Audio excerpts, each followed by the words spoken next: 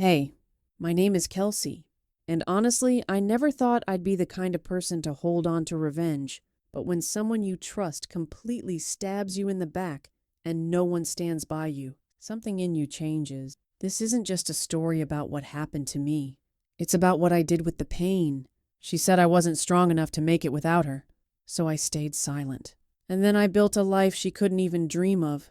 I was 27 when life finally started to feel like it was clicking into place. Not perfect, not flashy, but stable. And after everything I'd been through in my early 20s, stability felt like gold. I had this little apartment downtown with chipped tiles in the kitchen and a drafty window in the bedroom, but it was mine. I had my own space. I was paying my own bills. I even had a plant that hadn't died in 6 months. I used to joke that if my pothos could survive me, so could I. More than that, I had a job I genuinely loved. I worked as an assistant designer for a growing firm that specialized in interiors, offices, boutique hotels, sometimes private homes for clients with way too much money and not nearly enough taste. I was the behind-the-scenes person, sketching drafts, managing revisions, gathering samples, staying up late to tweak floor plans, and I loved it. I wasn't in the spotlight, but I was learning. I was building something. There was pride in that. The person who got me that job, who opened the door to that whole world, was Amanda. She was older, more experienced, and frankly intimidating when I first met her. She always seemed to know what to say, how to say it, and exactly when to say nothing. She had presence, poise. People listened when she walked into a room, and somehow she took me under her wing. I didn't ask why. I just felt lucky. We became close, fast. She showed me how to frame my ideas, how to navigate office politics, how to negotiate without sounding like I was begging. She'd been through it all and made sure I didn't have to trip over the same mistakes she did. At least that's what I believed at the time. I admired her. More than admired her. I trusted her. There were weeks I saw Amanda more than my own family. We stayed late together. We celebrated wins together. She even helped me rehearse my first big client presentation in the conference room at 9 p.m. one night with takeout on the table and her shoes kicked off. When a new senior designer role opened up, Amanda and I both joked about it. "Whoever gets it owes the other a dinner," she laughed. I said I'd take her to the fancy Italian place near the waterfront. We never talked about the possibility of competition, only celebration. She'd say things like, "Honestly, if you get it, I'll be proud. You've come so far." And I believed her. I really did. Because in my mind, Amanda wasn't just a colleague. She was my friend, my mentor, my person, the one who told me I was good enough when I doubted myself. So when everything started to shift, the meetings, the whispers, the looks, I didn't believe it at first. Not from her, not from Amanda. But sometimes, the people who clap for you the loudest are only doing it so they can measure how far you'll fall. It started subtly, almost too quietly to notice. A skipped meeting here, a forgotten email there. At first, I thought it was just a busy season. Everyone was juggling multiple projects, and I didn't want to seem paranoid or needy. But then things started adding up. Emails I normally received about client revisions stopped coming to me. My name was left off a presentation draft that I had personally created. Files were being edited without my knowledge, and when I opened them, Amanda's name was the only one listed. Even then, I gave her the benefit of the doubt. Maybe it was just an oversight. Maybe she was helping me by taking things off my plate. That's the kind of relationship we had. Supportive, collaborative. She had always looked out for me, so why would I think otherwise? But then one day, walking past the break room, I heard my name, not in a good way. "She really dropped the ball on that last client," someone whispered. "Yeah, Amanda said the whole pitch almost fell apart because of her." My stomach turned. I hadn't even worked on that pitch. I was out sick that week, and Amanda had told me not to worry. She'd handle it. I stood there, frozen behind the wall, my coffee cooling in my hand. That was the moment the first real crack appeared. The trust I had placed in her. It started to shake. I decided to confront her, gently. We were friends, after all. I didn't want drama. I just needed clarity. We were alone in the design room, fluorescent lights buzzing above us. I asked her lightly if everything was okay. She smiled that tight-lipped smile of hers and said, "Office politics, Kels. Don't take it personally. You're doing fine." Fine. That word felt like a Band-Aid over a wound she had just made. Then came the email from HR. There was a leadership restructuring due to several reported missteps. My heart sank. I hadn't made any missteps. If anything, I'd worked harder than ever. I opened the official notice. It was worse than I expected. Not only was I passed over for the promotion, but I was being reassigned to a junior team as support.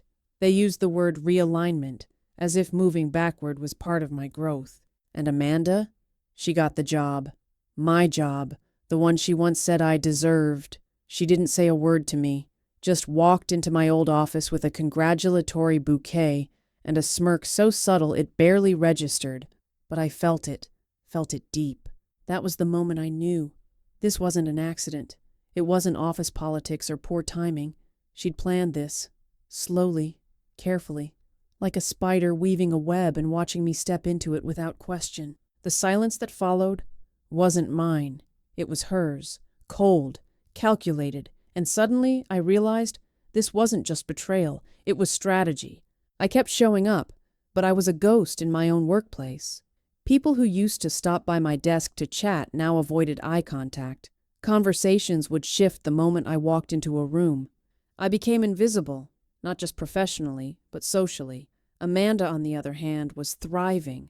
She had her new title, new office, and a new energy I hadn't seen before. She walked with more purpose, more polish, and it hurt because I'd once looked up to her. Now I barely recognized her. I tried to speak up. I went to HR, not to accuse, but to ask.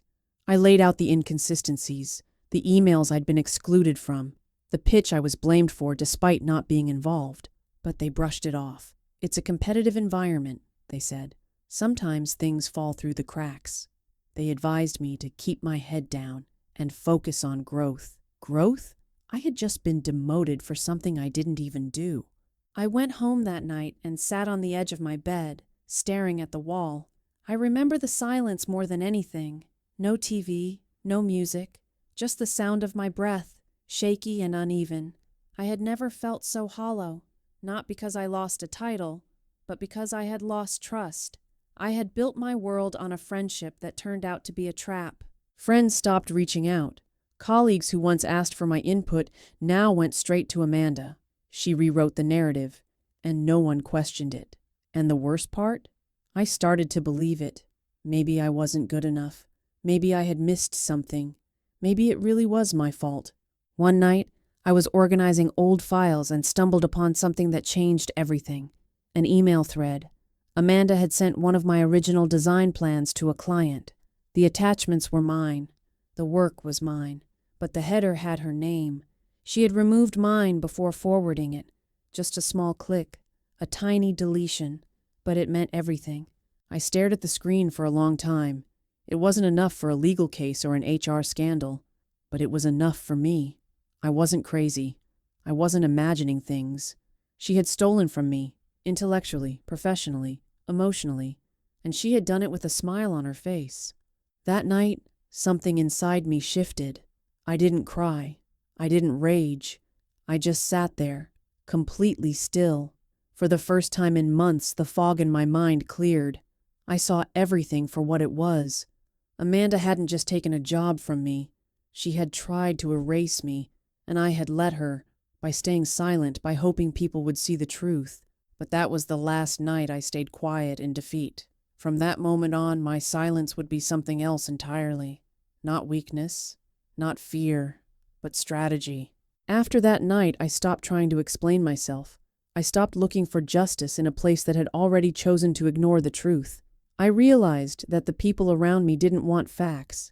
They wanted comfort. And Amanda gave them that comfort. She gave them a version of events that made everything neat and easy. I could either scream into a void or take that energy and turn it into something real.